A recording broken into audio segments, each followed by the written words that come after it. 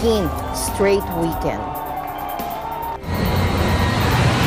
Hurricane Dorian strengthens into an extremely dangerous storm as it bears down on the Bahamas and the east coast of the U.S. state of Florida.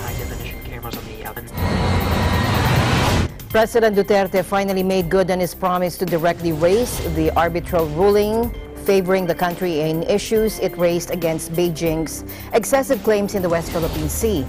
But China's leader stood pat on his government's position to ignore the 2016 decision. And the new state-of-the-art Iglesia Ni Cristo, or Church of Christ Museum, featuring the church's history, culture, and rapid global expansion since 1914, opens to the public.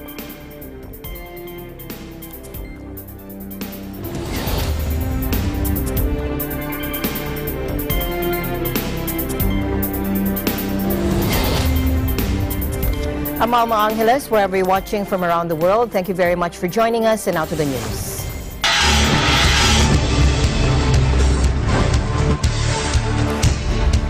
First to the U.S., Hurricane Dorian strengthened into an extremely dangerous storm as it bears down on the Bahamas and the east coast of the U.S. state of Florida. Governor Ron DeSantis held a press conference at the State Emergency Operations Center regarding Hurricane Dorian in Tallahassee, Florida. Hurricane Dorian strengthened into an extremely dangerous storm on Friday, and it bore down on the Bahamas and the east coast of the U.S. state of Florida. Bahamas Prime Minister Hubert Minnis urged residents of the Atlantic Ocean archipelago in the path of the very powerful and potentially life-threatening hurricane to seek safety. The Miami-based National Hurricane Center said Dorian, which is expected to make landfall in the Bahamas on Sunday and in Florida late Monday or Tuesday, has already strengthened to an extremely dangerous Category 4 hurricane on a 5-level scale. The storm has winds near 140 miles per hour, 220 kilometers per hour, according to the National Hurricane Center. The one thing that's been pretty certain is that this thing's been getting stronger very consistently and completely in line with all the forecasting. And so we anticipate this arriving somewhere in Florida as a major hurricane. It could reach for Category 4 plus winds. You know, that is a significant storm that will lead to really significant storm surge. We want, you know, everybody in Palm Beach County to be making the necessary preparations. We recommend 7 days of food and medicine and water because you know, if it hits here, there will be power outages. It's not going to be put back on right away, so please take time to prepare. If you're in an area that has flooded in past storms like Irma, you know, this is a slow-moving storm. You know, you're almost assuredly to experience flooding if this thing comes across and impacts you. So take preparations. Understand that that could happen. Understand that you're likely to lose power. Time to act is now. This storm is slower than thought of 4 or 5 days ago, which means, you know, we're looking at, I think, the tropical storm force winds probably coming sometime Sunday night. So make the preparations that you need. You do have some time, but that time is running out. 1,500 miles per hour. Florida Governor Ron DeSantis issued a statewide declaration of emergency and urged its millions of residents to prepare for what he said could be a major event. Meanwhile, U.S. President Donald Trump said evacuations in Florida are up to localities for now as the Sunshine State braces for the hurricane. The president is spending much of the weekend at Camp David in Maryland preparing for the storm before returning to Washington, D.C. for a meeting with the Federal Emergency Management Agency on Sunday afternoon. 10 Central, 11 Eastern. Hurricane is roaring and it could be a big one. We're hoping that it maybe makes a right and goes up north, but that's about a 5% chance. It's not looking good.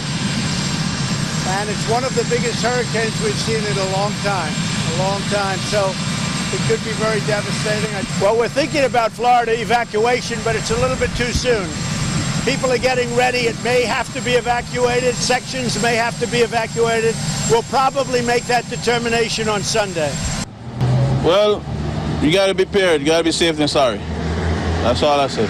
Last storm, I didn't get any sandbags, so water was kind of coming up by the door, and I'm trying to make sure that doesn't happen this time, yeah. Hollandale's a low-lying area. It's important to make sure that everyone has some sandbags for their house. I mean, it's they're talking about a Cat 4, and it's just really something to take, seriously. So we'll be good, hopefully, till Sunday. So as long as the people keep coming out, we'll be here helping them out. The U.S. Coast Guard said ocean-going commercial vessels should make plans to leave South Florida ports. A number of schools announced that classes would be canceled until at least Tuesday. Orlando International Airport said it would halt commercial flights at 2 a.m. on Monday out of an abundance of caution. Orlando is the main airport for nearby Disney World. NASA is also close by, and the U.S. Space Agency said it was moving an enormous mobile rocket launcher from a launch pad into a vehicle assembly building to protect it from the storm. Meanwhile, here's an update. Dorian's forecast, according to the National Hurricane Center, Dorian's forecasted track has shifted slightly north, which means there's a chance it could just miss South Florida. The current track predicts Dorian will be near the coast of Florida late Monday, September 2. But the cone of uncertainty, which shows the range of possible locations for the storm center, is still wide enough that it encompasses almost the entire state, minus Miami, as well as a large area offshore. Life-threatening storm surge and devastating hurricane force winds are still possible along the Florida East Coast by early next week, according to an update from the National Hurricane Center. What's more, the monster storm is still a major hurricane, according to the NHC, with the potential to do tremendous damage in the state, even if the storm center stays offshore.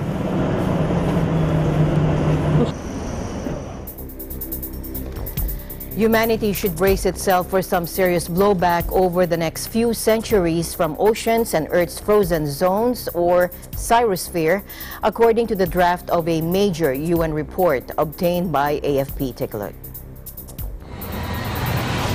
Our longtime habit of loading the atmosphere with planet-warming CO2 has spawned a host of consequences, starting with irreversible sea level rise, according to the Intergovernmental Panel on Climate Change special report. Destructive changes already set in motion could see a steady decline in fish stocks, a 1,000-fold increase in the damages caused by superstorms, and hundreds of millions of people displaced by rising seas, according to the Intergovernmental Panel on Climate Change special report on oceans and Earth's frozen zones, known as the cyrosphere. As the 21st century unfolds, melting glaciers will first give too much and then too little to billions who depend on them for fresh water it finds.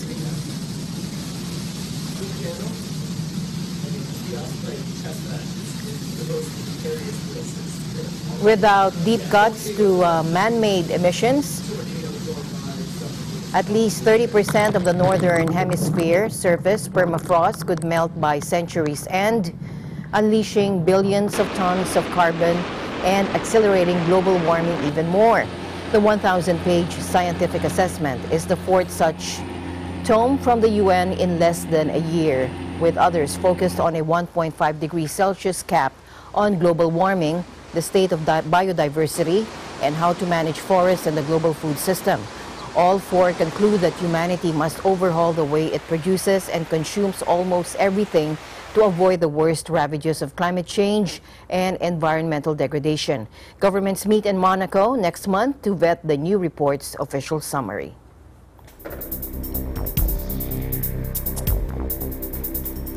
And police fired water cannon and tear gas at Hong Kong pro-democracy protesters massed outside the city's parliament on Saturday as demonstrators defied a ban on rallying, the arrests of leading activists, and rising threats from China to take to the streets for a 13th straight weekend. Take a look.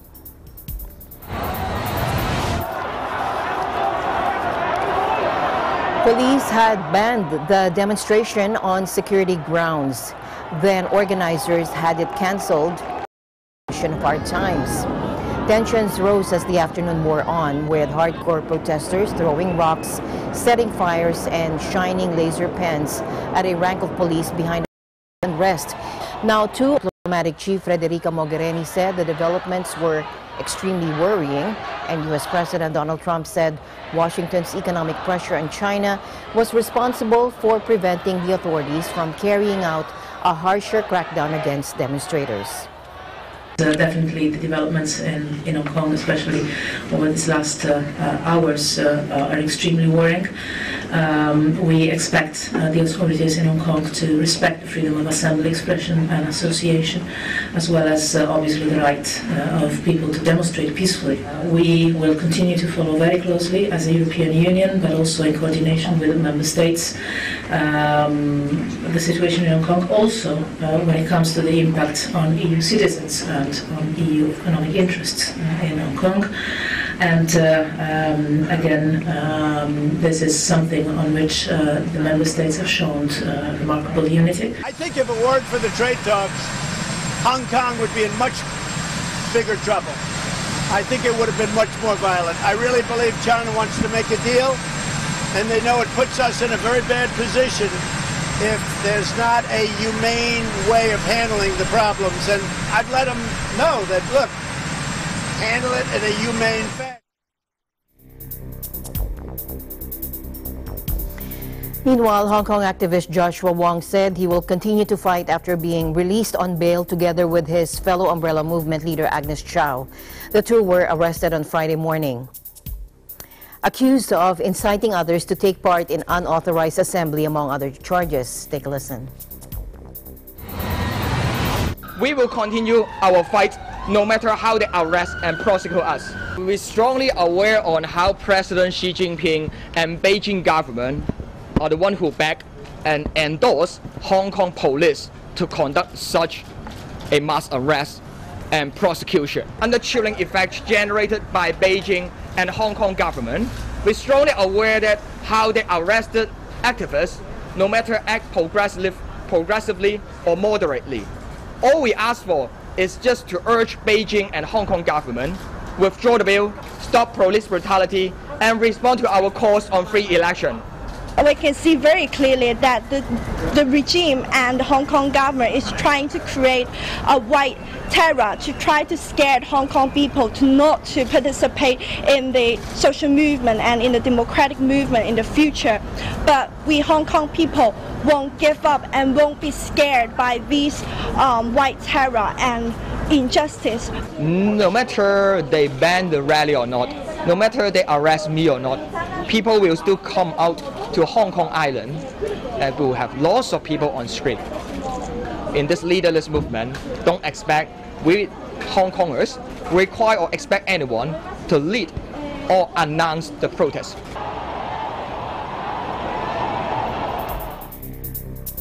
Now, this just in the midst of the rally, Hong Kong activist Joshua Wong said the city is now a police state. Thousands of protesters defied a police ban to rally Saturday, a day after several leading activists, including Wong, were arrested. Let's listen in again. Compared to activists being threatened by police, being beaten by those police force with those cops, the price I pay is really small. So I have no reason to give up. We can recognize this as a leaderless and also leaderful movement. Instead of expecting one single individual leader to have the top-down command, we strongly experience and realize now here is lots of leaders. Every normal, ordinary citizen is willing to engage and to organize campaign, facilitate the movement. I recognize myself as one of the campaigners, hope to let the voice of Hong Kongers reach the international communities, put global spotlight on Hong Kong people, not on myself. Hong Kong is just a police state now. 5 years ago, they fired 89 tear gas and now more than 2,000. And how they arrested nearly 1,000 activists, prosecuted more than 100 of us, which just show the collapse of one country, two system. In the past, I would say that one country, two system eroded to be one country, one and a half system. But now, no doubt at all. collapse of one country, two system. Today is the sensitive anniversary of Hong Kong. 5 years ago, on 31 of August, Beijing announced that Hong Kong don't have free election. The chief executive of Hong Kong will just handpicked by Beijing. 5 years later, in the 5th anniversary, people will come up to the street. That's why, one day before the sensitive anniversary, Beijing just has the idea to conduct massive arrests before the end of August to prevent class boycott happen. Thousands of demonstrators flooded Hong Kong Center on Saturday, defying a police ban on the 5th anniversary of China's decision to limit democratic reforms, and in honor of the pro-democracy umbrella movement triggered by it. People were seen marching, chanting, with a group of protesters holding a banner showing various flags, including German, US, Japanese, and others. Protests have been taking place in Hong Kong since the end of March, and demonstrators are calling for the withdrawal of a suspended bill that would allow the extradition of the city's residents to mainland China for trials, as well as for Hong Kong's Chief Executive Carrie Lam's resignation. Meanwhile, senior Hong Kong police officers denied allegations that the arrests of leading anti-government activists were linked to the upcoming mass rally at a news conference in Hong Kong on Friday. The statement came after police banned the demonstration marking the anniversary of the 2014 Hong Kong protests on the weekend. Activists Joshua Wong, Agnes Chow, and Andy Chan, who were prominent during the rallies 5 years ago, were arrested on Friday. Again, let's listen in. The police prohibited public meeting and objected to public processions proposed to be held tomorrow, that is 31st of August. The organizer filed an appeal, but the appeal court on public meeting and processions rejected it and upheld our decisions. Basically, timing of arrest does not dictate our investigation. And we will arrest the person as soon as we have gathered sufficient evidence to prove his or her offense. The allegation that we time our arrest is totally false. There are indeed public order events every weekend in the past 2 months, so making arrest today does not make any implication, basically.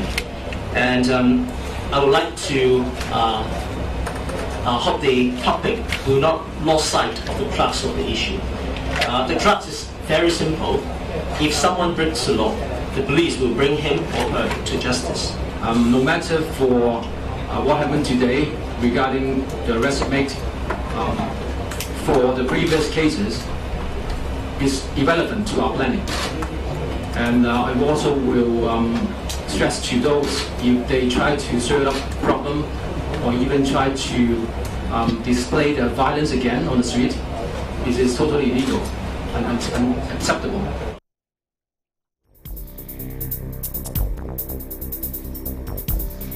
President Duterte and Chinese President Xi Jinping have discussed the arbitral ruling on the hotly contested South China Sea in a very friendly manner, according to Malacanang. Despite opposing views on the Permanent Court of Arbitration's 2016 ruling on the South China Sea, the two leaders let their mutual respect for each other to prevail. Let's listen in. Assertive, unequivocal manner. When the Chinese president said China does not recognize the ruling, how did the president respond? Well, I think he expected that, because from the very start, that was their position. Even he mind. already said that our position is also the same. We are not changing ours. And they both agreed after that that should not be the sum total, the conflict, the issue of conflict should not be the sum total of the relationship between the two countries, and that they should move forward, but at the same time continue with the dialogue peacefully on that issue. What they have agreed upon is that both countries will refrain or avoid performing aggressive, provocative acts that will trigger incidents that have been done before. That both of them agree that they should observe international law and UNCLOS. With respect to the Reed Bank, the President expressed appreciation to the fact that Chinese side was offering compensation or open to compensation. And the fact that the Chinese side recognized the responsibility of compensating the fishermen who almost lost their lives.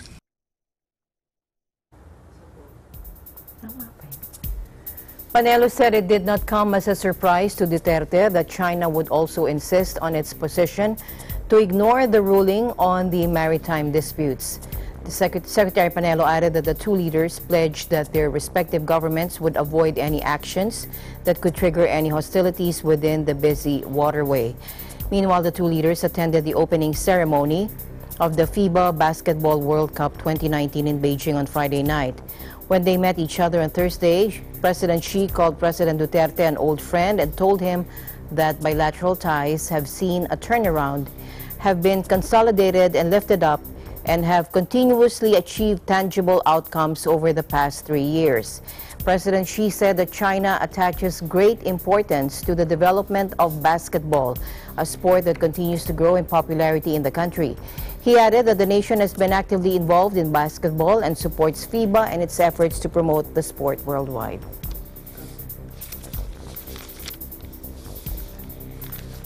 And the news continues here on Eagle News. We'll be right back.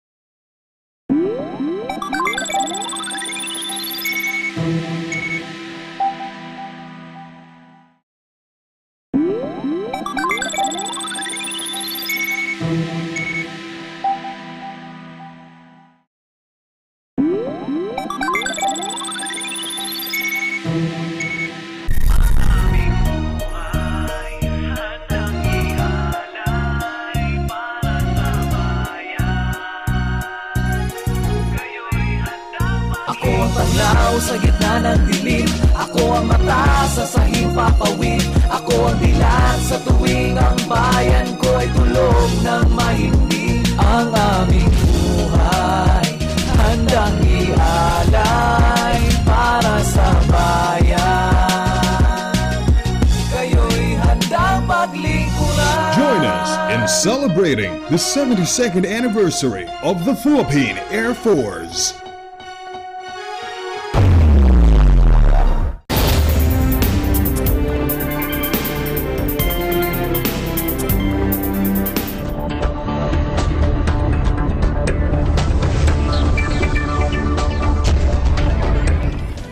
For Business News, this is Cesar Vallejos. President Duterte finally made good on his promise to directly raise the arbitral ruling favoring the country in issues it traced against Beijing's excessive claims in the West Philippine Sea.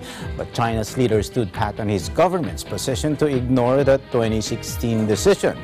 During the meeting of Duterte and Chinese President Xi Jinping in Beijing, Malacanang said on Friday Duterte was steadfast in raising the arbitral ruling before his Chinese counterpart. Duterte and Xi also agreed on the importance of self-restraint and respect for freedom of navigation in and over flight above the South China Sea. On the June 9 Rectobank incident, the president also expressed appreciation that China is ready to provide compensation to the 22 Filipino fishermen who almost lost their lives. Well, in a friendly, assertive, unequivocal manner. When the Chinese president said China does not recognize the ruling, how did the president respond? Well, I think he expected that because from the very start, that was their position. Even he already said that our position is also the same. We are not changing ours. And they both agreed after that that should not be the sum total, the conflict, the issue of conflict should not be the sum total of the relationship between the two countries, and that they should move forward, but at the same time continue with the dialogue peacefully on that issue. What they have agreed upon is that both countries will refrain or avoid performing aggressive, provocative acts that will trigger incidents that have been done before. That both of them agree that they should observe international law and UNCLOS. With respect to the Reed Bank, the president expressed appreciation to the fact that Chinese side was offering compensation or open to compensation. And the fact that the Chinese side recognized the responsibility of compensating the fishermen who almost lost their lives. President Duterte likewise raised the possible joint exploration between the Philippines and China in the West Philippine Sea. Moreover, the Philippines and China also signed 6 bilateral agreements for cooperative measures and assistance to the key areas of education, science and technology, and economic growth. These include the preferential buyer's credit loan agreement on project management consultancy of the Philippine National Railways South Long Haul project between the Philippine DOF and the Export-Import Bank of China, as well as the exchange of notes on cooperation procedure for the availment and utilization of concessional loan under a renminbi-denominated loan facility between the Philippine DFA and the China International Development Cooperation Agency. The country's umbrella organization of exporters is banking on tourism growth as the country ramps up its service exports amid slower merchandise trade volume. We are also rooting for tourism, though based only on its growth rate in 2016 to 2017, tourism-related services exports surged at 35%, twice that of BPO, though from a lower base, emphasizing its potential, said Philippine Exporters Confederation. President Sergio Ortiz Luis. He also noted that tourism has been identified by the administration as a low-lying fruit, the reason that also encouraged his group to add tourism in its sectors. He also recalled the leap in services performance that started in 2015, boosted by the growing information technology BPO sector, which alone generated 1.2 million jobs and revenue reaching $22 billion. With the projected annual growth of 15% to 18%, the PhilExport chief said the IT BPO sector is poised to overtake overseas Filipino workers' remittances. According to the Philippine Export Development Plan, tourism and trade could be rising services exports, simultaneously contributing to the larger poverty-reducing inclusive growth, along with the government's thrust in promoting the country as a tourist destination. Apart from tourism and trade, 5 other services groups accounted for 83.2% of 2016 services exports, amounting to $26 billion. These included other business services, computer information services, freight construction, and audiovisual. Ortiz Luis earlier attributed slower merchandise trade volume to the trade spat between the United States and China and other worldwide problems. U.S. President Donald Trump confirmed Friday that steep new tariffs on Chinese goods will kick in on Sunday and said that his economic pressure is forcing Beijing to take a more moderate line in Hong Kong. Trump also said that U.S. economic pressure on China was responsible for preventing the authorities from carrying out a harsher crackdown against pro-democracy demonstrators in Hong Kong. The question was, do I see a connection between Hong Kong and what's going on in the trade talks? I think if it weren't for the trade talks, Hong Kong would be in much bigger trouble. I think it would have been much more violent. I really believe China wants to make a deal, and they know it puts us in a very bad position if there's not a humane way of handling the problems. And I've let them know that, look, handle it in a humane fashion. And we'll see. But I do believe that because of what I'm doing with trade, that's very much keeping down the temperature in Hong Kong. Is roaring and it could be a big one. We're hoping that it maybe makes a right. Trump's tough line and his claim that events in Hong Kong are linked to the trade war follows his insistence over the last week that Chinese negotiators are keener than ever to strike a deal. Very devastating. The meeting in September continues to be on. It hasn't been canceled, and we'll see what happens. But China's lost a lot of companies. A lot of companies have left China, and a lot more are leaving, and they are not doing well. They're having the worst year they've had, I understand, in 61 years. That's a lot of years. Yeah. Trump earlier this month had called for 10% tariffs on $300 billion in goods to take effect September 1 and December 15. Then Beijing retaliated by targeting $75 billion in U.S. exports, and Trump announced that the new tariffs would instead hit 15%. In addition, existing 25% duties on $250 billion worth of Chinese products will rise to 30% starting October 1. Trump initiated the trade war last year because of complaints over unfair Chinese trade practices. Japanese Prime Minister Shinzo Abe and African leaders held a news conference at the closure of the 7th Tokyo International Conference on African Development in Yokohama on Friday. Abe stressed that Japan will continue to be open for young Africans to come and study. 大学総学にはセミナーの年間も3000人規模で農業海洋警備をはじめ幅広い分野でアフリカの若い力、日本とアフリカの架け橋となる人材の育成に力を入れてまいります。アフリカの皆さんが描くアフリカの未来の現実を全力で応援する、それが力です。 Earlier during the conference, Abe pledged to provide physical training to 30 African countries over the next 3 years.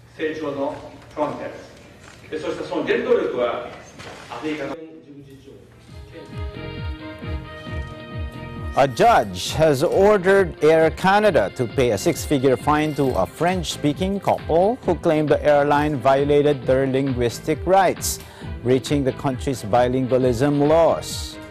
The federal court in Ottawa found in favor of Michelle and Linda Thibaudieu, an Ontario couple who filed 22 complaints in 2016, with 14 still outstanding.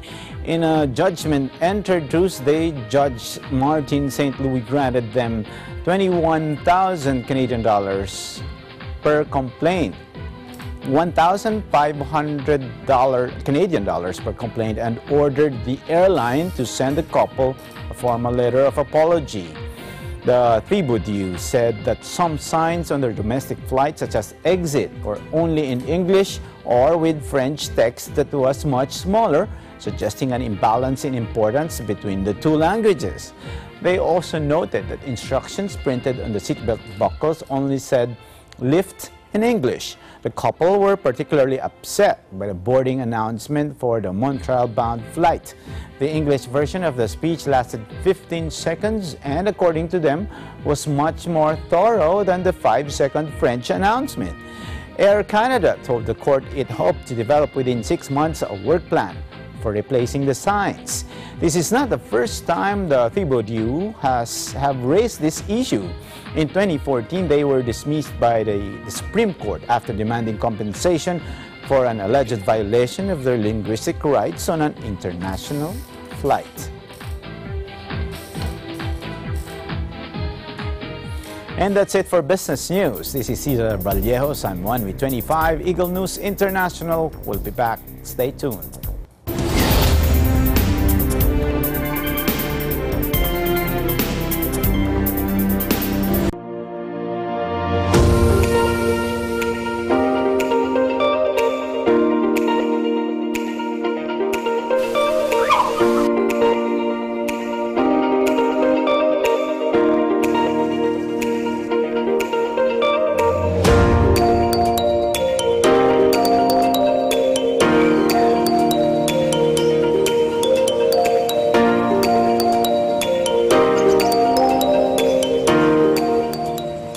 Visiting the Philippines, Manila or Quezon City is a popular destination.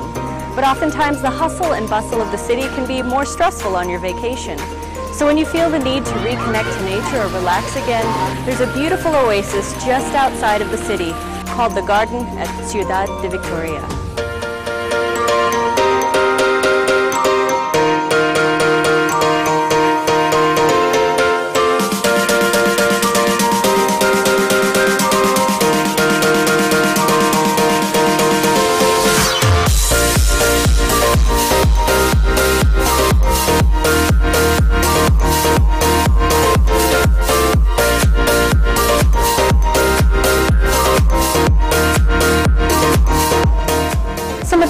That you can see here include hydrangea, snapdragon, and stargazers. They're truly beautiful.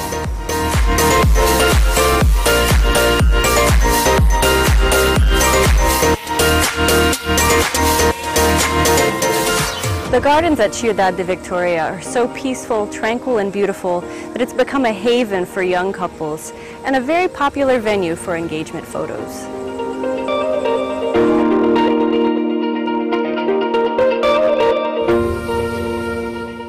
The next time you want an escape from the big city, the garden at Ciudad de Victoria is a wonderful place to visit.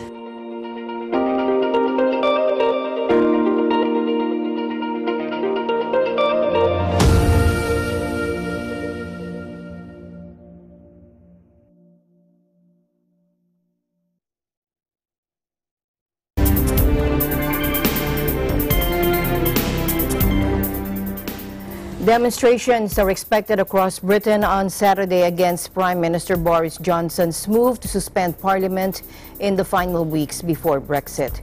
The protests come ahead of an intense political week in which Prime Minister Johnson's opponents will seek to block the move in court and legislate against a no-deal departure from the European Union.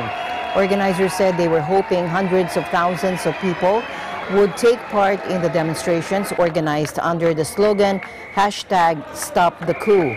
The left-wing group Momentum, closely allied with the main opposition Labour Party, is calling on its supporters to occupy bridges and blockade roads. Saturday's main demonstration is expected outside Prime Minister Johnson's Downing Street office in London from around 1100 GMT, and there will be more in around 30 other towns and cities. Almost 2 million people in northeast India were left facing stateless on Saturday after the state of Assam published a citizenship list aimed at weeding out foreign infiltrators. In a process the central government wants to replicate nationwide. Take a look. A total of 31.1 million people were included in a National Register of Citizens, or NRC, but 1.9 million were deemed ineligible, according to the Assam government. A large chunk of those excluded were expected to be Muslims. People left off the list will have 120 days to appeal against the exclusion. It's unclear what happens next. India said the process is needed to identify illegal Bangladeshi migrants. Assam has long seen large influxes from elsewhere, including under British colonial rule and around Bangladesh's 1971 War of Independence, when millions fled into India. The government said in 2016 that an estimated 20 million illegal immigrants were living in India. In other news, Brazil's President Jair Bolsonaro said that Europe has nothing to teach Brazil about preserving the environment, as data showed thousands of new fires were ignited on the first day of a ban on burning. Take a look.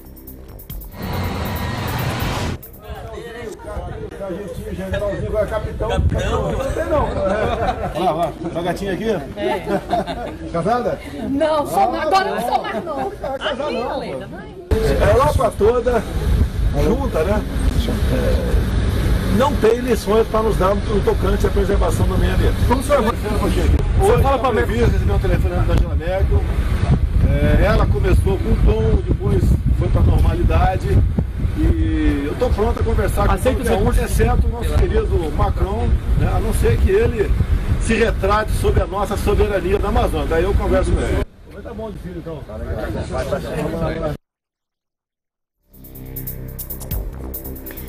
The world's largest retail store, Walmart, is tearing down their violent video games in response to the recent mass shootings. But they will continue to sell guns. Our Eagle News team got some reactions. Take a look.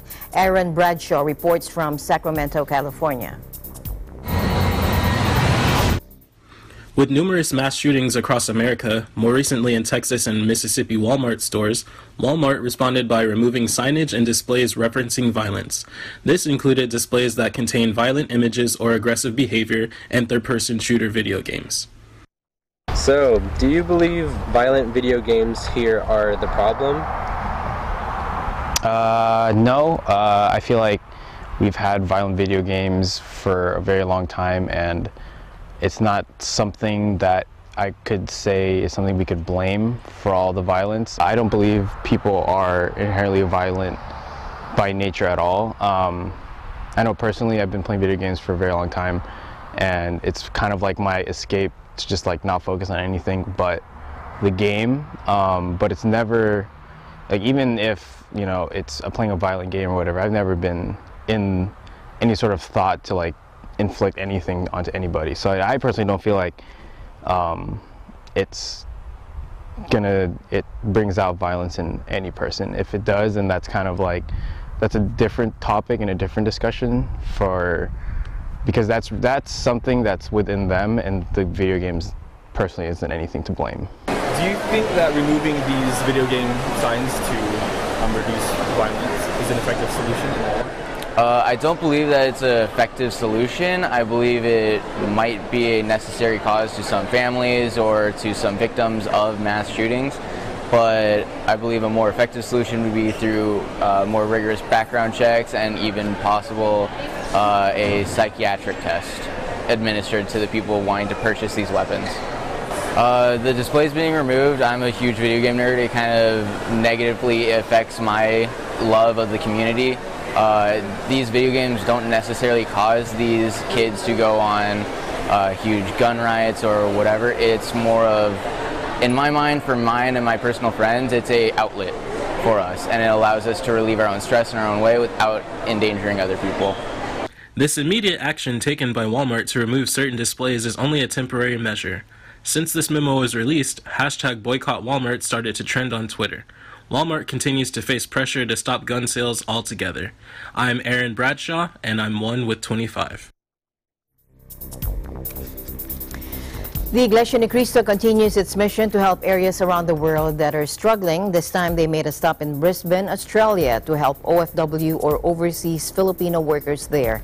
Our Eagle News correspondent Raylin Rose Javier is at the scene. Members of the Iglesia Ni Cristo or Church of Christ continues to reach out to society in another milestone event, the Aid to Humanity, being held today in Metro Brisbane, Australia. More than 10% of overseas Filipino workers, or OFWs, have headed to Australia since 2017, and the number has been increasing throughout the years. Add that to the growing number of Filipinos who are in student visas opting to study in Australia as their way of finding a greater pathway. Realizing the challenges of the OFWs and the Filipino students in adjusting and transitioning to the Australian life and culture, the Iglesia Ni Cristo, or Church of Christ, organized the Aid to Humanity event to reach out to them and provide them with support and assistance. A special program has been prepared for the OFWs, Filipino students and guests that is being held at the Brisbane Chapel compound. Musical performances were rendered for guests to be entertained. They were also catered with free food and goodie bags to celebrate fellowship, friendship, and the spirit of the Filipino community to make them feel at home. We are doing this because this is in accordance with the command of our Lord God written in the Bible, to help our fellow men, to those who are in need, and most especially that just we are helping them through this kind of things that they need, but most especially we are helping them with their spiritual needs. That's why we also conducted our evangelical mission a while ago. All of the brethren participated well, and also all of the guests, our visitors, are very happy because they can feel that there are those organizations and people who are caring for them, who are thinking about them, thinking of ways how to help them. Indeed, the spirit of Filipino hospitality continues to live on wherever we are in the world. Having said that, the Iglesia Ni Cristo, or Church of Christ, is still unstoppable in providing aid to humanity, as we have witnessed yet again another successful event that touched the hearts of every Filipino around the globe.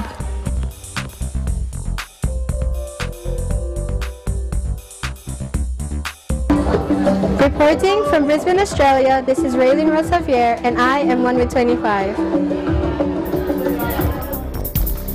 Eagle News will be right back. Stay tuned.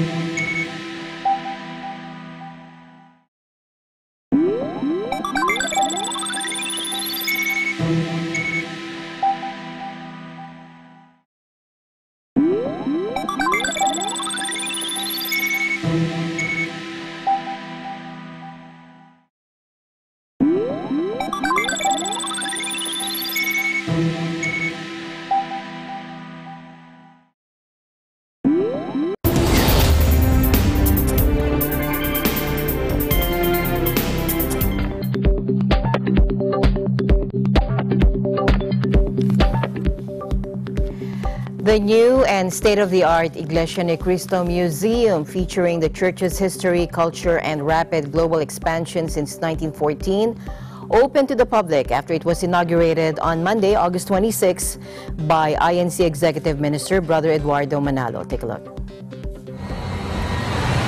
The 5-level INC Museum, with a total area of 46,000 square meters, is considered to be the largest private and heritage museum, as well as the largest single-building museum in the country, according to INC General Auditor Brother Glicerio Santos Jr. He said that establishment of a vast modern museum that would present the history of the INC to the public was a vision of the executive minister, so that this could house all the memorabilia and other historical items of the church from the early years when it was first registered in the Philippines in 1914 to the present. Panukala ito ng ating tagapamahalang pangkalahatan, ang kapatid na Eduardo Manalo. Kung bakit siya nagpanukala na ganito kalaki? Sapagkat yung ating dating museum na nandun sa basement ng templo ay talagang napakaliit na. Kaya inisip niya na magpagawa ng ganito kalaki. Na ito ay 4 na hektarya at 600 metro kwadrado. Ang gumawa ng naging arkitekto ng ating museum, si Manyosa, national artist. Siya ang pinakapangunahing arkitekto sa buong Pilipinas. Siya po ang mayroong disenyo niyan. The INC Museum was designed by the renowned Philippine national artist for architecture, Francisco Bobby Manyosa, who is known for having pioneered the art of Philippine neo-vernacular architecture. The museum itself, including its design, is a work of art. But this is not the only reason why Filipinos should take pride in the INC Museum, because Brother Santos said the Iglesia ni Cristo itself, the phenomenon of its remarkable growth and expansion in the last 105 years, is something that every Filipino should be proud of.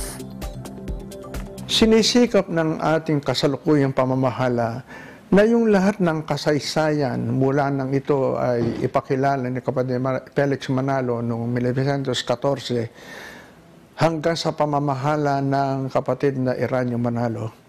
At hanggang ngayon sa kasalukuyan ay sinisikap ni Eduardo matipon ang lahat ng mga makasaysayang pangyayari sa Iglesia. Kaya siya nagbalak na maglagay ng malaking museum. Kaya awa ng Diyos, narito, pag nagpunta tayo sa museum, makikita natin lahat ng kasaysayan ng Iglesia ni Cristo mula noong 1914 hanggang ngayon, pagkalipas ng 105 taong pag-iral ng Iglesia ni Cristo sa Pilipinas. Talagang ang museum, kahit naman sinong museum, talagang habang dumadaan ng panahon, padagdag ng padagdag, padagdag ng padagdag. Ang totoo nga, yung mga nando sa museum, yun ay kulang pa eh.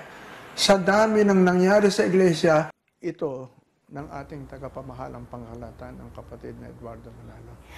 Brother Santos also noted how through the preaching of the brother Felix Y. Manalo, whom INC members regard as the fulfillment of the biblical prophecy on God's messenger or Sugo in these last days, the INC was registered in the Philippines in 1914 and had its phenomenal growth. Kaya pag nakita ito ng mga kapatid, makikita na ito'y gawa ng ating Panginoon Diyos, na sa kabila ng mga humahadlang ay nagpatuloy sa pagtatagumpay ang Iglesia. Yan ang unang-una magiging impresyon ng kapatid. At ikalawa, pag nakita na itong museum na ito, hahanga sila sa mga kasaysayan, sa mga tagumpay at nagawa ng Iglesia na hindi natin nakalain. Kaya ito magpapatibay sa pananampalataya ng lahat na makakakita nito. Miniature and life-size dioramas depicting important period of the church's history can be seen in the museum, as well as the Bibles and other things used by the church's first executive minister, Brother Felix Manalo, in the early years of the INC, which were all wonderfully preserved. The vintage car used by Ca Felix, which is still on running condition, is also on display in the museum. Even the office room, which was used by Brother Felix, can be seen in the museum, including the original tables, chairs, and other furnishings. The office room of Brother Eranio G. Manalo, the second INC executive minister, can also be viewed in the museum. Other historical items displayed are the early photos, old letters and lessons written by Ca Felix, letters and certificates of recognition from government officials, and congratulatory greetings from various world leaders. various memorabilia from the time of the administration of Brother Felix Y. Manalo, Brother Eranio Manalo, to the present administration of Brother Eduardo V. Manalo are also on display. The spacious and elegantly designed museum also includes state-of-the-art technology with touch-screen interactive globes that show the locations of various INC local congregations around the world, and other gadgets to show various video stories of INC worldwide. Even the museum building itself uses state-of-the-art technology with controlled temperatures and sensors, even at the parking area, said history professor Vic Villan, a volunteer curator researcher for the INC Museum. Ipinakita ko doon yung dramatic effect yung sa bandang right upper corner, no? Na parang may sunbeam na lumalabas, di ba? Parang more on symbolism. Nagsisimbolo yan ng tinatawag na pagpapakita ng approval ng Panginoon para kay Felix. Kung mapapansin mo, medyo little bit somber tones ang painting kasi that's a sign of struggle. Kasi pag nag-struggle ka, yung ikaw ang pioneer, lahat ng hirap, lahat ng pangungutya, abutin mo sa tao mo. So, of course, hindi masayang atmosphere yan, di ba? So, ipinakita ko din yung soul nung struggle ni Felix. Sa akin kasi, ang lakas ng dating kasi napanood ko yung pelikula ng buhay ni Felix Manalo eh. Oo, kaya talagang naramdaman ko yung pag-iikot natin dito. Napakagandang ginawa na nag-preserve ng isang museum ganito. Sapagkat ang pinag-uusapan dito, hindi lang basta yung relihiyon ng iglesia, kundi pati na rin yung history sapagkat nakapaloob sa history ng Pilipinas ang pagkakatatag ng iglesia. Pinakamahalaga dito yung pamana at yung kaalaman na ibibigay natin sa ating mga kabataan para malaman nila kung paano nabuhay ang Iglesia ni Cristo at ano yung mga pinagdaanan. At ngayon lang at araw na ito natutunan ko na present ang Iglesia ni Cristo sa 150 countries nationwide. Tuwing nagtatayo po ng kapilya ang Iglesia ni Cristo, tuwing nagtatayo ng kongregasyon, dala-dala nito ang pangalan ng ating bansa. Siguro ito yung isa sa pinakamasayang pag-ikoy ko sa museum dahil nandun yung ano ko, yung picture kasali ako. Naka-preserve lahat ng mga pictures, mga alaala hanggang sa kasalukuyan. Ang San Juan po, kung saan po ako nakitira buong buhay ko at kung saan po tayong punong lungsod, ay bahagi rin po ng malalim na kasaysayan ng Iglesia ni Cristo sapagkat si Felix Manalo ay doon mismo po nakalibing sa aming lungsod at malaking bagay po na merong museo gaya nito upang ang lahat po ay matuto tungkol sa kasaysayan ng Iglesia ni Cristo. I am ecstatic because I am a museologist by profession and an anthropologist. At nung simula pa lang na pinaliwanag nila sa akin na magkakaroon ng programang ito at proyektong ganito, ay sabi ko 100% ang suporta ng Lungsod Quezon. And so I feel that this is one of the greatest assets that our city has today. And we will definitely promote it to the general public. This is one of the best private museums na nakita ko. Ang laki-laki. 4.6 hectares yung floor space. Kaya I'm so amazed. Congratulations talaga sa Iglesia ni Cristo for the Iglesia Museum. I hope and pray that it will be successful. Milyon-milyon sana makarating dito para makita ang history ng Iglesia ni Cristo from the very beginning, almost 100 years ago. Talagang nakaka-impress. The first INC museum was opened in 1984. It was located at the basement of the INC Central Temple along Commonwealth Avenue in Quezon City. The new INC museum is located at 25 Central Avenue, Diliman, Quezon City.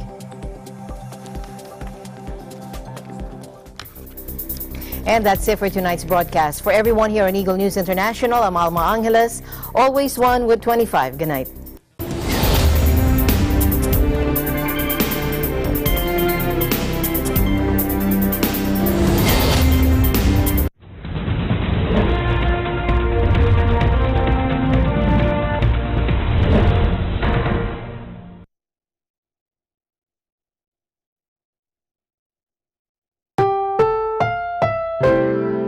susunod na programa ay rated PG.